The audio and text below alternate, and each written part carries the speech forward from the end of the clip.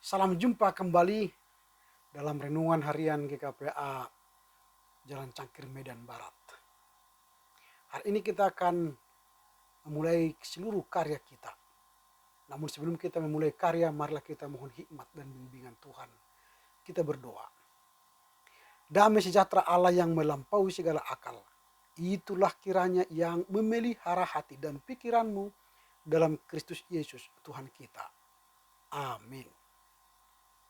Saya akan membaca teks firman Tuhan yang akan kita renungkan pada hari ini, yang tertulis dalam kitab 1 Samuel pasal 2 ayat 6.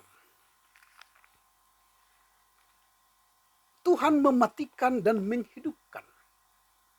Ia menurunkan ke dalam dunia orang mati dan mengangkat dari sana. The Lord both kills and give life. He brings down to the grave and raise up. Demikianlah firman Tuhan, yang berbahagia mereka yang mendengar serta memelihara kebenaran firman Tuhan. Tema yang akan kita renungkan pada hari ini adalah kuasa mematikan dan menghidupkan. Saya ulangi, kuasa mematikan dan menghidupkan. Kuasa mematikan dan menghidupkan itu hanya ada pada Tuhan. Tuhanlah yang berkuasa mencipta manusia, pohon, tumbuhan, hewan, dan binatang. Walau manusia bisa mencipta, membuat sesuatu dari yang ada menjadi ada, tetapi manusia tidak pernah mampu memberi nafas kehidupan. Karena kuasa untuk memberi nafas dan kehidupan hanya ada pada Tuhan. Manusia hanya mampu membuat sesuatu mirip dengan manusia, tetapi tidak mampu menciptakan nafas kehidupannya. Nah, nas hari ini merupakan bagian ucapan syukur Hana karena Tuhan telah menjawab doanya. Tetapi puji-pujian yang dipanjatkan Hana melampaui pujian seorang ibu yang memperoleh seorang anak. Puji-pujian Hana adalah puji-pujian umat Tuhan yang mengenal Tuhannya. Kalimat yang disampaikan Hana dalam pujiannya itu merupakan kalimat yang begitu agung, sehingga membuat kita semakin mengakui bahwa Hana adalah seorang perempuan yang sangat limpah dengan pengenalan akan siapa Tuhannya. Jika kita mendalami teks ini, mulai dari ayat 1 sampai ayat 10, maka ada beberapa pelajaran yang hendak kita pelajari. Yang pertama, Hana menyatakan bahwa Tuhanlah sumber kekuatannya. Yang pertama, Tuhanlah sebagai sumber kekuatannya. Dia tidak punya kekuatan perang. Hana juga tidak punya pasukan tentara. Juga tidak punya senjata. Tetapi Tuhan yang maha kuasa itu melindungi dia. Tuhan memerhatikan mereka yang tertindas. Tuhan juga memberikan keadilan bagi orang yang diperlakukan tidak adil. Nah, seluruh Alkitab penuh dengan tema ini. Kebaikan Allah, kepedulian Allah. Bahkan Israel pun dibebaskan Tuhan karena Tuhan tidak tahan melihat ketidakadilan. Dalam penghakiman terakhir, nanti Tuhan akan menyatakan pembalasan kepada semua penindas sepanjang zaman. Karena belas kasihannya kepada mereka yang dibunuh dengan kejam. Maka aneh jika ada umat yang mengaku mengenal Tuhan, tetapi tidak memahami aspek ini. Bahkan mereka menindas, mereka mencaci maki, atau senang melihat orang merasa sakit hati, senang melihat orang merasa berduka. Dan Tuhan dalam teks ini nanti akan mematikan orang seperti mereka itu. Lebih aneh lagi jika ada umat Tuhan yang justru menimpakan ketidakadilan kepada orang lain. Itu adalah orang yang celaka. Itu yang pertama, bahwa Hana menyatakan bahwa Tuhanlah sumber kekuatannya. Jadi kalau ada manusia yang menyatakan manusialah sumber kekuatannya, celakalah dia. Kekayaanku lah sebagai kekuatanku, celakalah dia. Jabatanku sebagai kekuatanku, celakalah dia. Tapi kalau ada umat yang menaruh Tuhan sebagai kekuatannya, berbahagialah dia. Itu yang pertama. Yang kedua, Hana menyatakan bahwa Tuhan akan menilai setiap kekuatan manusia. Hana menyatakan bahwa Tuhan akan menilai setiap kekuatan manusia. Nanti kalau kita baca ayat yang ketiga, maka di sana kita akan melihat bahwa tidak ada gunanya kita bicara berlebihan. Jangan ucap sombong. Jangan terlalu membanggakan diri. Sesuatu atau segala pikiran yang terlalu membanggakan kekuatan diri akan dikoreksi oleh Tuhan. Tuhanlah yang memahami sampai di mana kekuatan seseorang manusia. Oleh sebab itu, dia juga yang akan mengajarkan kerendahan hati kepada setiap orang yang menilai terlalu tinggi dirinya. Siapa yang menilai dirinya terlalu tinggi, melampaui kenyataan atau melampaui kekuatan Allah, Tuhan akan merendahkannya. Tetapi siapa yang merendahkan hati, humble di hadapan Tuhan, ingat Tuhan akan meninggikannya. Direndahkan sehingga dia tidak tahu bagaimana menilai dirinya sendiri. Kalau Tuhan merendahkan orang karena kesombongan, karena tinggi hatinya, maka nanti dia pun tidak tahu lagi sampai di mana sebenarnya kemampuan dirinya sendiri. Jadi hati-hati. Tuhan akan menilai kekuatan kita. Jadi jangan sombong. Itu yang kedua, Tuhan akan menilai setiap kekuatan manusia. Lalu yang ketiga yang akan kita pelajari dari pujian Hana ini adalah Hana menyatakan manusia-manusia yang hendak direndahkan Tuhan. Siapa-siapa saja yang akan direndahkan Tuhan, Hana tunjukkan. Siapa mereka? Nah, kalau kita baca ayat 4 sampai 5, tentu orang-orang yang dianggap direndahkan Tuhan itu ialah mereka yang menganggap diri kuat, menganggap diri kaya. Sehingga mereka menganggap kalau kekuatan mereka dan kekayaan mereka akan melampaui kekuatan Tuhan, melampaui kekayaan Tuhan. Padahal dia lupa kalau sumber kekuatan dan sumber kekayaan sejati adalah Tuhan. Bukan dirimu, bukan kemampuanmu. Kekuatan Tuhanlah yang menopang manusia. Dan Tuhanlah yang memberikan segala apa yang kita nikmati dan yang kita peroleh ini. Ada rumahmu, ada mobilmu, ada makananmu, ada jabatanmu, ada pakaianmu. Itu karena Tuhan. Ada anakmu, ada cucumu. Itu karena anugerah Tuhan. Bukan karena dirimu. Siapa yang menganggap kekuatannya besar tanpa harus mengandalkan Tuhan, dialah yang akan direndahkan Tuhan.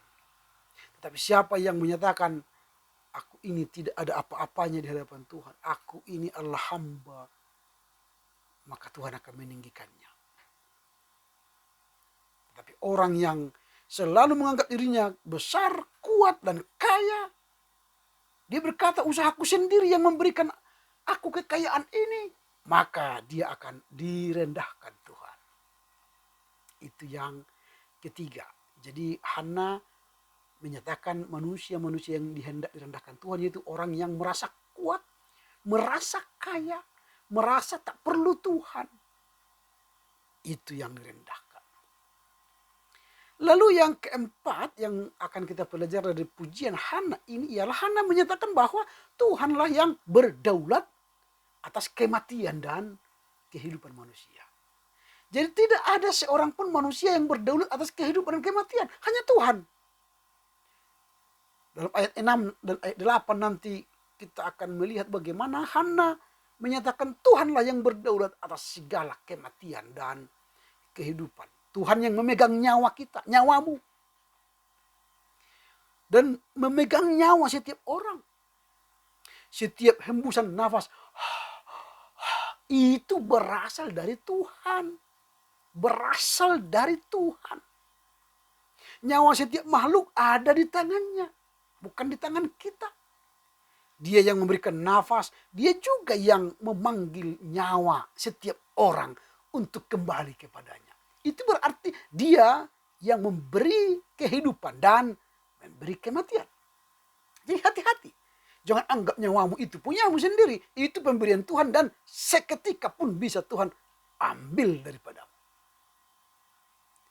Orang yang menganggap diri kuat, kaya, punya jabatan, punya power, otoritas. Itu tidak ada apa-apanya di hadapan Tuhan. Jika Tuhan tarik nyawanya daripadamu, maka kamu tak ada lagi gunanya. Orang mati tidak bisa tinggal di kamar. Orang mati tidak bisa tinggal di rumah. Orang mati tidak bisa tinggal di halaman. Orang mati harus dibawa kemana? Ke kuburan. Ke tempat di luar komunitas masyarakat. Jadi orang mati tak ada artinya. Jadi jangan sombong dengan hartamu. Dengan kemampuanmu yang hebat. Karena Tuhan yang mempunyai nyawamu. Tuhanlah yang memberikan kelimpahan. Maka Tuhanlah juga yang sanggup membuat orang yang paling kaya sekalipun menjadi miskin seketika. Dan orang yang miskin bisa saja menjadi kaya dibuat Tuhan. Jadi otoritas itu ada pada tangan Tuhan. Bukan pada tanganmu. Bukan pada pengetahuanmu. Bukan pada kemampuanmu. Kekayaan itu titipan Tuhan. Jadi jangan sombong. Jadi manusia ini hanyalah ciptaan. Tuhanlah yang berdaulat atas kita. Tuhanlah yang berdaulat atas kematian dan kehidupan kita. Karenanya letakkanlah semua harapanmu, andalanmu kepada Tuhan. Itu yang keempat yang hendak kita pelajari. Yang kelima, Hana menyatakan bahwa Allah memberikan damai sejahtera. Nanti kalau kita baca ayat 9-10, Allah menyatakan bahwa dialah yang memberikan damai sejahtera kepada semua orang yang dikasihinya. Orang yang rendah hati. Orang yang rendah hati. Orang yang memuliakan dia. Orang yang mengandalkan dia. Maka Tuhan akan berikan apa? Damai sejahtera. Disinilah ada perbandingan yang berbeda secara ekstrim mengenai cara Allah menyatakan dirinya kepada yang dikasihinya. Dengan cara Allah kepada orang yang tidak dikasihinya. Orang yang fasik yang memusuhinya. Yang satu mendapatkan kelimpahan berkat, kasih dan penyertaannya. Sedangkan yang lain mendapatkan kebinasaan, murka dan kehancuran. Orang yang rendah hati dilimpahi berkat, anugerah dan keselamatan dan kehidupan yang kekal. Orang yang sombong mengandalkan kekayaan, mengandalkan jabatan, mengandalkan dirinya akan binasa, murka dan kehancuran, bahkan pada kematian yang kekal. Nah, semua pujian Hana itu ternyata menjadi bagian dari nubuat Tuhan yang Tuhan izinkan diucapkan oleh mulut seorang manusia mengenai keadaan zaman akhir nanti. Kristus dan orang-orang yang dibenarkan oleh darahnya akan mewakili kelompok yang dikasihi Tuhan. Kristus dan gerejanya adalah orang-orang yang tidak mengandalkan kekuatan dari dunia ini. Tetapi yang berserah kepada Allah. Maka Allah turun tangan menopang kita. Kristus dan gerejanya adalah orang-orang yang miskin dan lapar akan kebenaran firman Tuhan. Lalu Tuhan memberi kekayaan dan kelimpahan kepada mereka. Kristus dan gerejanya berada dalam keadaan yang hina dan rendah. Terbaring dalam debu. tetapi ditinggikan oleh Tuhan, diangkat menjadi ahli waris kerajaan surga dan memiliki kehidupan yang kekal. Tetapi mereka yang mungkin merasa kuat, merasa kaya dan mulia, direndahkan Tuhan menuju kebinasaan. Allah akan memberikan bagian yang pantas bagi mereka yang memiliki hidup yang baik di hadapan Tuhan.